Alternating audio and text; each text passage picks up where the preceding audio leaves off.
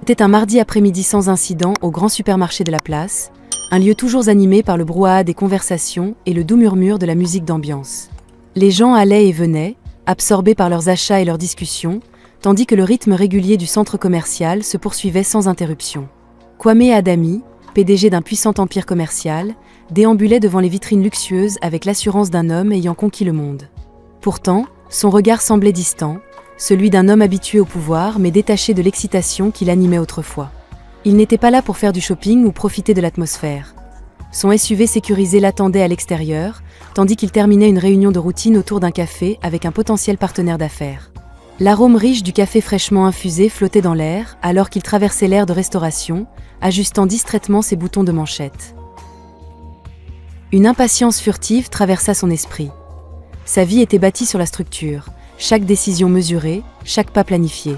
Puis, en un instant, tout bascula. Son regard balaya la foule, effleurant des visages anonymes, jusqu'à ce qu'il s'arrête net. Son souffle se coupa. De l'autre côté de l'atrium, une femme se tenait près d'une vitrine de boutique, dos tourné à lui. De longs cheveux noirs cascadaient sur ses épaules. La façon dont elle inclinait légèrement la tête, le rire léger qui s'échappait de ses lèvres. Quelque chose en elle réveilla en lui un écho du passé. Un souvenir enfoui. À ses côtés, 2 jeunes filles d'environ 10 ans. Des jumelles identiques. Mais ce n'était pas seulement leur ressemblance l'une à l'autre qui perturba Kwame. C'était leur ressemblance avec lui. Son pouce accéléra tandis qu'il scrutait leurs traits, les mêmes yeux bleus perçants, la même mâchoire affûtée, cette subtile noblesse dans l'inclinaison du menton. Tout en elle reflétait l'image qu'il voyait chaque matin dans le miroir. Une vague d'émotion s'abattit sur lui, incrédulité, choc et un étrange sentiment de perte. Son esprit remonta 10 ans en arrière, au moment où il avait pris une décision qui avait tout changé. Une décision froide, calculée. Une décision qu'il s'était convaincu d'être nécessaire. Il l'avait quittée. Abeni, son ex-femme. Les poings de Kwame se serrèrent. À l'époque, elle n'entrait pas dans sa vision du futur. Le mariage était une distraction. L'amour, un obstacle. Du moins, c'est ce qu'il croyait lorsqu'il était parti sans un regard en arrière. Mais à présent, alors qu'elle posait doucement une main protectrice sur l'épaule de l'une des filles pour l'éloigner de la vitrine, son visage lui apparut clairement. Et il sut. Le temps avait adouci ses traits, mais la flamme dans son regard demeurait intacte. La même flamme qui l'avait autrefois attiré vers elle. La même flamme qui, aujourd'hui, le brûlait de culpabilité. Comment était-ce possible ? Quelles étaient les chances qu'elle soit ici, aujourd'hui, au même endroit, au même moment ? Les probabilités n'avaient aucune importance. Seule la vérité comptait. Ses filles étaient les siennes. Et Abeni ne lui avait jamais rien dit. Kwame resta figé, le monde autour de lui se fondant en un simple bruit de fond. Ses pensées s'éparpillèrent dans toutes les directions. Pourquoi lui avait-elle caché cela ? Le haïssait-elle à ce point ? Son univers, bâti sur le contrôle et la certitude, lui échappait soudainement. Puis Abeni se tourna. Son regard balaya la foule, cherchant un visage. Et elle le vit. Un instant, le temps s'arrêta.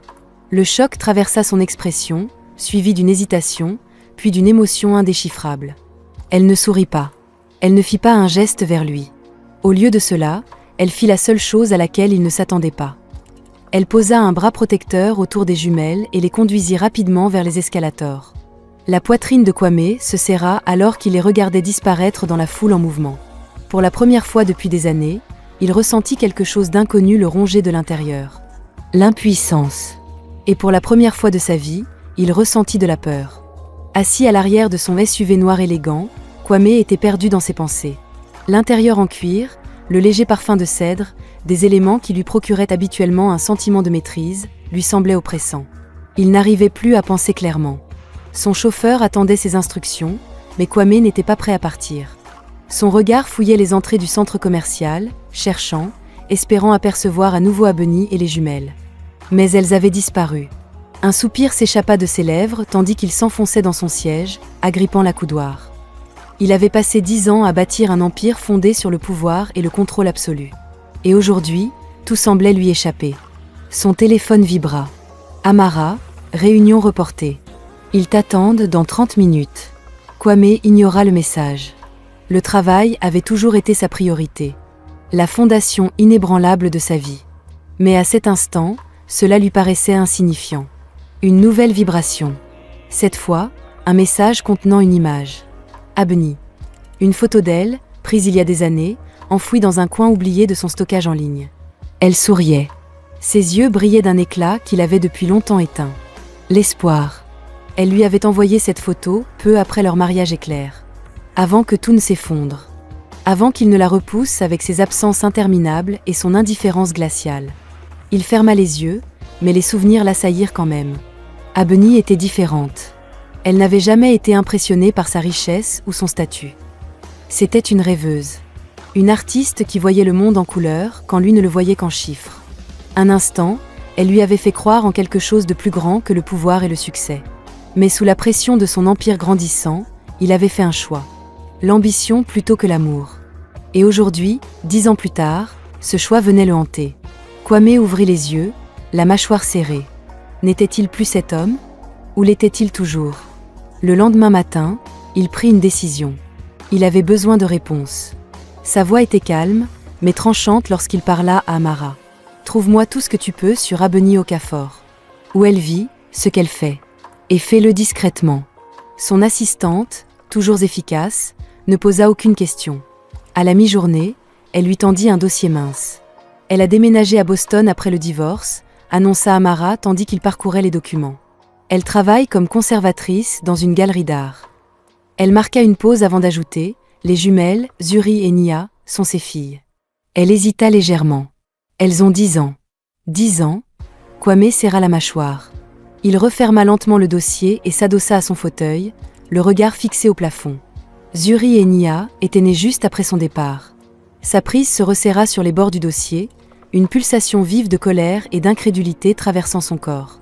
Pourquoi lui avait-elle caché cela? Était-ce sa façon de le punir? Pensait-elle vraiment qu'il ne s'en soucierait pas? Kwame avait bâti sa carrière sur des décisions calculées, mais ça, c'était une chose qu'il n'avait jamais anticipée. Quelques jours plus tard, devant une galerie d'art à Boston, Kwame était assis dans sa voiture, garée de l'autre côté de la rue, face à un petit bâtiment en briques, la galerie où travaillait Abni. Pour un homme habitué à entrer dans des salles de réunion à fort enjeu et à mener des négociations impitoyables sans la moindre hésitation, ce moment était différent. Il n'était pas sûr d'être prêt. Mais il n'avait jamais laissé l'incertitude l'arrêter auparavant. Il sortit de la voiture et entra à l'intérieur. La galerie était intime et baignait dans une lumière chaleureuse, remplie de tableaux qui semblaient chuchoter leurs propres histoires. Kwame balaya la pièce du regard, cherchant, et puis il la vit. Abni se tenait près d'une grande toile, en pleine conversation avec un client. Elle était élégante, confiante et toujours aussi radieuse. Pendant un instant, il se contenta de l'observer. Puis son regard croisa le sien. Son sourire s'effaça. Son dos se redressa, ses épaules se tendirent. Elle prit une lente et profonde inspiration avant de marcher vers lui. Sa voix était calme, mais ses yeux brûlaient d'une intensité plus profonde. « Que fais-tu ici, Kwame ?» Il hésita, puis dit la seule chose qui comptait. « Pourquoi ne m'as-tu rien dit ?» Les lèvres d'Abni s'entr'ouvrirent légèrement, mais il n'y avait aucune surprise dans son expression. Seulement une détermination froide. « Te dire quoi ?» demanda-t-elle d'une voix posée. « Que j'étais père. Que tu as élevé 2 filles seules pendant que je bâtissais mon empire. » Son ton se durcit. « Tu as fait ton choix, Kwame. Tu es parti. » Ces mots le frappèrent plus profondément qu'il ne l'aurait cru. « J'avais le droit de savoir, » répliqua-t-il, la frustration perçant dans sa voix. « Elles sont mes filles aussi. » Un rire sec, dénué de joie, échappa à Abni. « Tu crois vraiment que ça aurait changé quelque chose ?» Elle secoua la tête, incrédule. « Tu étais trop occupé à être Kwame Adami, l'homme d'affaires intouchable. Je n'allais pas te supplier de t'en soucier. » Le silence s'installa entre eux. Finalement, l'expression d'Abni s'adoucit légèrement, mais sa voix resta ferme. « Elles ne savent rien de toi, et je compte bien que ça reste ainsi. » Le ventre de Kwame se tordit. « Tu ne peux pas faire ça. Elles méritent de connaître leur père. » Le regard d'Abni ne vacilla pas. « Elles méritent la stabilité, l'amour, et je leur ai donné cela. Toi, tu es parti. » La vérité de ces mots le blessa. Mais Kwame Adami n'était pas un homme qui abandonnait ce qui lui appartenait. « Je me battrai pour elle, Abni, » dit-il d'une voix calme mais résolue. « Cette fois, je ne partirai pas. » Les lèvres d'Abni s'entr'ouvrirent comme si elle allait protester, mais elle se retint. Elle expira un long soupir fatigué, secoua la tête, puis sans un mot de plus, elle tourna les talons et s'éloigna. Kwame resta planté au milieu de la galerie, la regardant disparaître dans l'arrière-salle. Cette fois, il ne comptait pas lâcher prise. Kwame était assis dans sa voiture devant la galerie, fixant l'entrée où Abeni avait disparu. Il avait affronté d'innombrables adversaires en affaires, renversé des industries entières en sa faveur. Mais cette fois, c'était différent. Il ne faisait pas face à un rival commercial. Il affrontait son passé. Et il n'était pas certain de pouvoir gagner. Les jours suivants furent agités. Il n'arrivait pas à se concentrer sur son travail. Chaque fois qu'il essayait, le visage d'Abeni et les yeux bleus des jumelles le hantaient. Il avait passé des années à se convaincre qu'il avait fait le bon choix en partant. Mais aujourd'hui, ce choix lui paraissait être une erreur irréparable. Il n'allait pas abandonner. Abeni avait été claire, elle ne voulait pas de lui dans leur vie. Mais elle n'était pas la seule à avoir son mot à dire. Zuri et Nia méritaient la vérité. Et Kwame s'assurerait qu'elle l'obtienne. Une semaine plus tard, dans son bureau, Amara posa un mince dossier sur son bureau. « J'ai trouvé tout ce que vous avez demandé », dit-elle avec prudence. L'emploi du temps d'Abeni. L'école des jumelles. Leurs activités extrascolaires. Kwame feuilleta les documents, son cœur se serrant en voyant des photos des filles. L'une courant sur un terrain de football, l'autre assise à un piano, concentrée. Entraînement de football tous les samedis, poursuivit Amara. Cours de piano le jeudi. Elles vont dans une école privée, non loin de la galerie d'Abeni. Kwame absorba les détails, son esprit élaborant déjà un plan. Mais Amara hésita avant d'ajouter « Elles ont une belle vie, monsieur. Abeni s'est bien occupé d'elles. » Il expira lentement. Il s'attendait à trouver des preuves de difficulté, quelque chose qui justifierait sa présence. Au lieu de cela, il voyait une vie stable, heureuse. Une vie qui avait été construite sans lui. Ce constat le perturba plus que tout. Mais il ne pouvait ignorer l'angoisse qui grandissait en lui. Ce n'était pas seulement une question de droit. C'était une question de temps perdu. Kwame prit sa décision. « Je veux les voir », déclara-t-il fermement. Amara ne discuta pas. « Il y a un match de football ce samedi. » Kwame hocha la tête. Il était temps. Le samedi suivant, Kwame se trouvait au bord d'un terrain de football, observant de loin. Il les repéra instantanément. Nia, vêtue d'un maillot rouge vif, traversa le terrain avec détermination, tandis que Zuri restait sur la touche, observant silencieusement. Abeni était là aussi, riant en les encourageant. Pendant un instant, Kwame se contenta de regarder. C'était une vie dont il n'avait jamais fait partie, et cela lui fit mal. Puis le regard d'Abeni balaya la foule et se posa sur lui. Son sourire s'effaça, son corps se tendit. Elle murmura quelque chose à un autre parent avant de se diriger vers lui d'un pas déterminé. « Qu'est-ce que tu fais ici ?» demanda-t-elle d'une voix basse mais furieuse. Kwame soutint son regard avec calme. « Je regarde le match de mes filles. » Les mains d'Abeni se crispèrent. « Tu n'as rien à faire ici. »« Je ne suis pas d'accord, » répondit-il d'un ton posé. « Ce sont aussi mes filles. » Abeni expira brusquement, mêlant frustration et une autre émotion, plus furtive, la peur. « Elles n'ont pas besoin que tu compliques leur vie, » chuchota-t-elle sèchement. « Elles sont heureuses, Kwame. »« Elles méritent de me connaître, » répliqua-t-il. Abeni détourna le regard une seconde, la mâchoire serrée.